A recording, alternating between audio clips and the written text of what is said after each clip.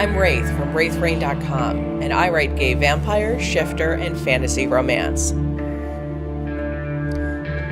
When I first proposed Everdark to the members on the site, even when I wrote the first blurb, I focused on Julian and Daemon as the main and seemingly only couple.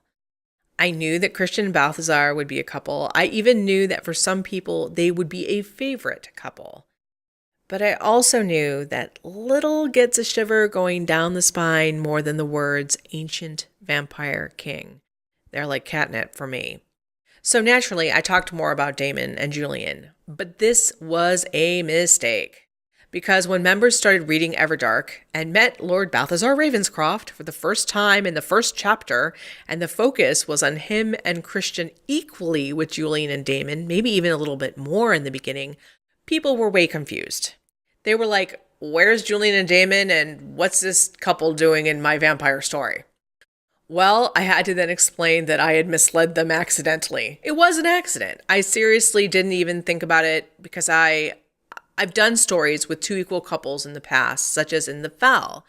And The Fell, just in case you guys don't know, has father times son incest, but they also have another couple that is completely different than the father-son. And I never mentioned that other couple. In fact, it was nothing I even intended on having happen, but it did. And in fact, that couple, Jordan and Scott, who is like Jordan's very uptight, he's a reluctant werewolf butler, and Scott, who is Ethan's best friend, and he's basically a trickster, very mischievous. Those two end up getting together. And they are much more lighthearted than our main couple that's filled with elven grace and elven angst. So I never even considered that I had to really speak of Christian and Balthazar for some reason, probably because that had been a surprise. So members would just roll with it. And they did, of course, as always. But they did point out to me, they're like, you might want to change the blurb or let people know who haven't read this yet, that there's two couples. And I was like, yeah, you're right. And we did that. Why do I have Christian and Balthazar in this? I mean, Julian and Daemon are a pretty awesome couple. I mean, they have a really interesting relationship to one another. So if I'm going to bring in a secondary couple that's going to take time away from them, they ought to be good, right? They have to be very good. Well, the idea is that it gives me an opportunity to do two very different couples in the same world. Like in The Fell, I wanted people to have, two couples, almost not as if to choose from, but, Everdark is such a rich world.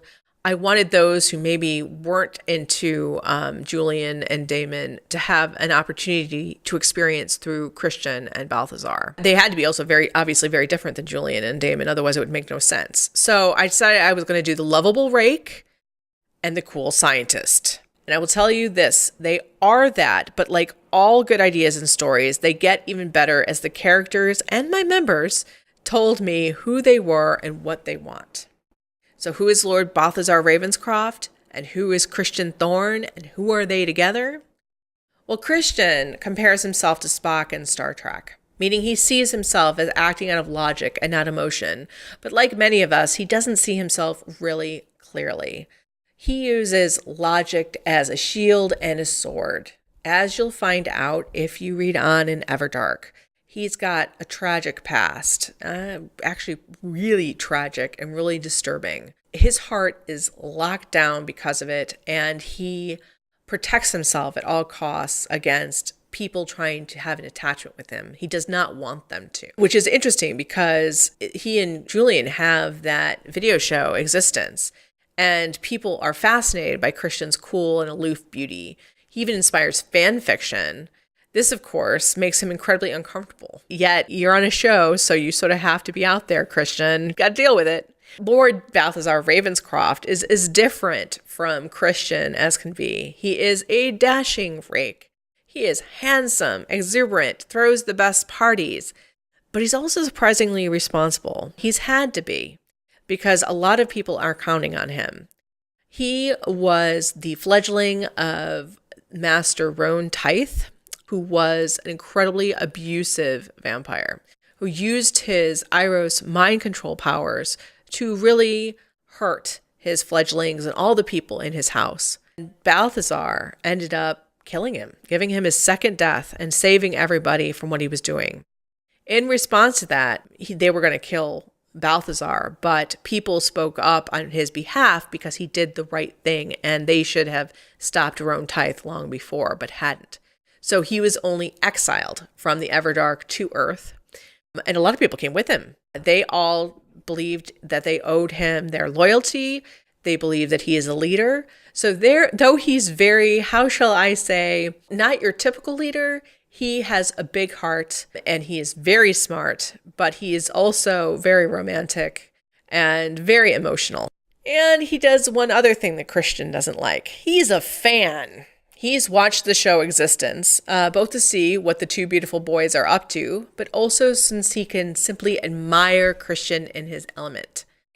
Now, as an Iros who has the power to make anyone fall in love with him and then erase their memories of the whole encounter, why doesn't he just, seek Christian out, use his powers, and then take the memory away? Well, it wouldn't be real.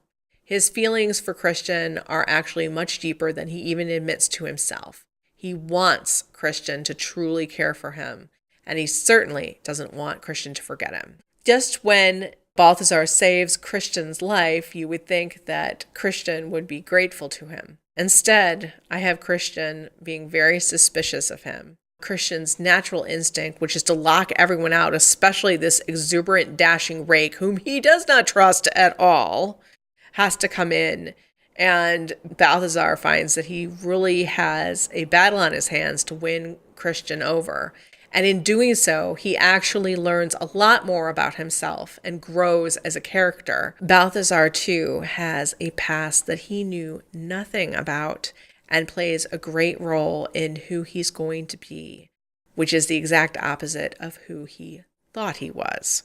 But, as always, we want you to check out Everdark for yourself. We have the first 10 chapters, about 48,000 words, free to read if you sign up for our mailing list. So go check that out. Link is in the description and see what you think. I love hearing from you guys, so feel free to leave comments here or you can even email me.